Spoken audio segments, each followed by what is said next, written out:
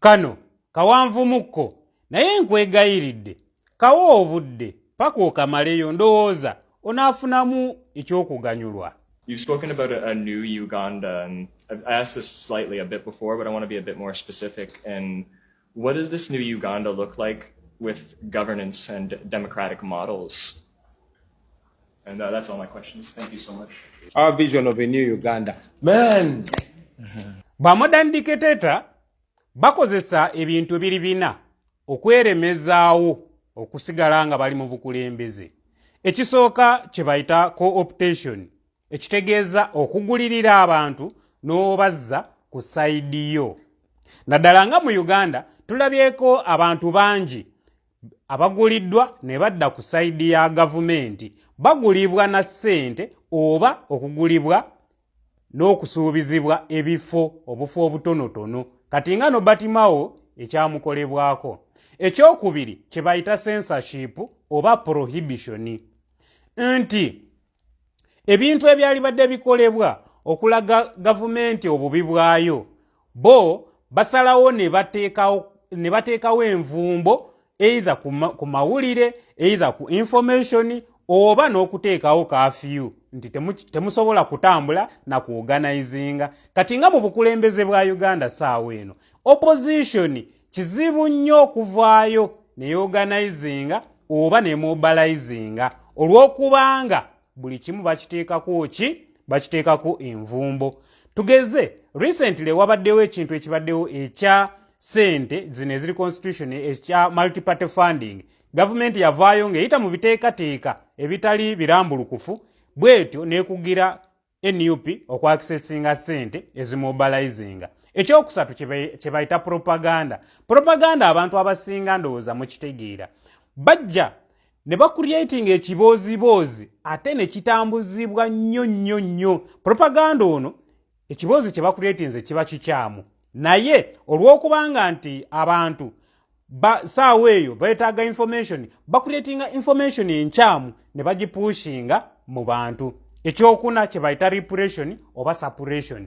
Bwe biba ebyo byonna nga biganye, mwe nga muganye okugulibwa, nga prohibition mugimenye, propaganda alemye okubakuba, basalawo ne babakuba kibooko. Oba ntegerekeka ne bakozesa force ey'amaanyi ennyo. Kaakati omuntu watuukira okukozesa repression oba suppression aba atuuse okufuuka tutorian dictator. Naye tuli ku ono tiki tanka dictator. Ono alabikanga agaba democracy, naye nga democracy is just propaganda eri abazungu bakakkane oba ensi endala zireme kumutunuulira nnyo. Kaakati lwaki ntandise n'akatambi ka His Excellency Robert Kyagulanyi Ssentamu? Yabuziddwa ekibuuzo Canada nti asiige plight eya Uganda empya, naye nga specifically ku bintu bitya bibiri, ku democracy oba human rights ne administration. Bannayuganda, Robert Kyagulanyi Ssentamu gwe mmanyi ye muntu ayagala ennyo ensi ye. So kati bw'omubuuza ekibuuzo ekiri exciting, asooka n'akyeteekamu ye kennyini, n'asooka abeera excited, n'ayagala akusiigire plight eya Uganda as of now. Jjukira yabadde addamu omuzungu atamanyi Uganda, n'amugamba just imagine a Uganda with a very fertile loam soil, a Uganda endowed with the river Nile, a Uganda with a very good climate and weather, a Uganda erina buli kimu, ebyobugagga buli kimu. Now n'amala n'akuddira ku kibuuzo omuzungu kyabuuzizza, kubanga yabadde alina okusiga plight ategeeze abazungu Uganda kyeki.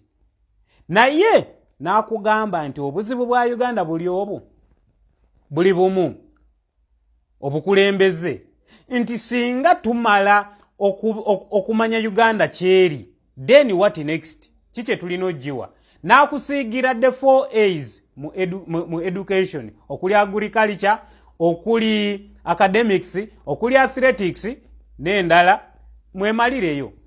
Then ku nkomerero n'akuleetera answer. Muzungu gye yabadde ye-expectinga kwe kumugamba administration n'akugamba we shall rule by law, rule of law.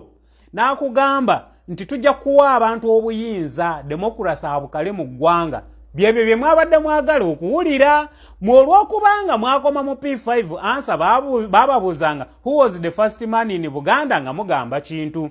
Fe abagendako waggulu ne tukola history bwe babuuza organization of Buganda osooka ne explaining the origin of Buganda. Originally is believed to have formed by two people, Kintu and Katokimera. Bwe tutyo bwe tuddamu answer. Oba ntegerekeka kati ye kye yakuwadde. Kakati olw'okubanga tuli mu modern dictatorship tulina abantu bangi abasasulwa ku mutimbagano kuno okuba ki? Okuba message y'enkyukakyuka. Kakati bagikuba batya? Bakuryetinga bipropaganda, bakuryetinga ki story gwe bakulowoozese nti ebyabwe bye bituufu. Naye mu kaseera keekamu twabadde ne meeting wakati wa Museveni n'abalimi b'ebikajjo.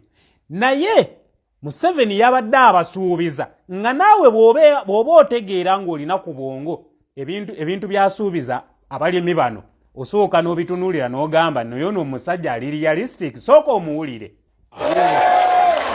Kale, we shall negotiate and we take over Mayuge, the one on the way here. Mpegani buteekiriza alijja kutesani Mayuge mugitwale ng'agibaguzeeko. Yangala baba wangala. Kale. Yasuubiza abalimi nti agenda kugula Mayuge agiwa abalimi. Stupidly enough, buli omu yabaddewo n'akuba mu ngalo era ne bakuba enduulu. Ne basanyuka nnyo nga bwe bagenda okubawa factory ya sukaali ey'e Mayuge. Ekibuuzo kiri nti omuyindi eyakeera n'akola factory eyo yali tajagala oba yajja kukola magoba oba yajja akole atunde. Secondly, Museveni nga Museveni amanyi bulungi ki Uganda kyesinga okwagala, kibbo ng'abali mu bukulembeze kye basinga okwagala nti kye baagala gwe musolo. Kakati bw'amala okunationalizinga company nga Mayuge akimanyi bulungi tebagenda funa musolo and they cannot run that factory. Era ejja kumaliriza esaanyeewo nga mu myasa ey'Ekenya bwe yali. Omanyi mwe temunoonyereza mujja ne mwogera ne mukyamuukirira. Ekyokubiri, abalimi nga mmwe mulina ssente era mwali mukozeeko. Abalimi beekakira baali bataddeyo okusaba nga bamaze okusonda ssente zaabwe beekolere factory yaabwe eya sukaali. Bwe bamala okusaba bakole kampani yaabwe eya sukaali kye baddako kola baleeta zoning. Bannanyini byuma bya sukaali baakola zoning. Batandike nti owe Mayuge talina kugula nti company terina kulocatingibwa mu distance bweti okuva ku company endala.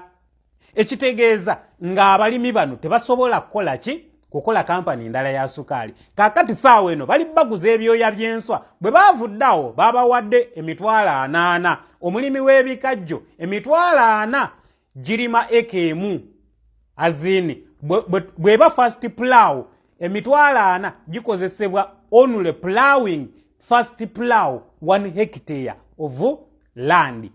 Kakati mukyamukiridde nnyo olw'okuba abagambye nti agenda bagulira ekyo mu mawulire togenda birabamu. Tewali agenda ku debunking ebyo olw'okubanga ye modern dictator atambulira ku propaganda. Kati propaganda we owokuba Kyagulanyi n'okutambuza bye balowooza mbu birungi eri gavumenti aba amaze okukolebwa. Kyovudde olaba gwe bw'obanga oyogera ku kintu ekibaddewo weegenderezenga nnyo oyinza okukyogerako ate n'otambuza kitambuze ne basigala nga bakukuba. Ebintu ebimu temubibwanga makulu. Mujjengamu message entuufu gye muba mutambuza. Akuma takumira mpera. Bampita Rio 256 the National Political Observer. Akawuliriza paka eno nkwegayiridde nkusiima nnyo.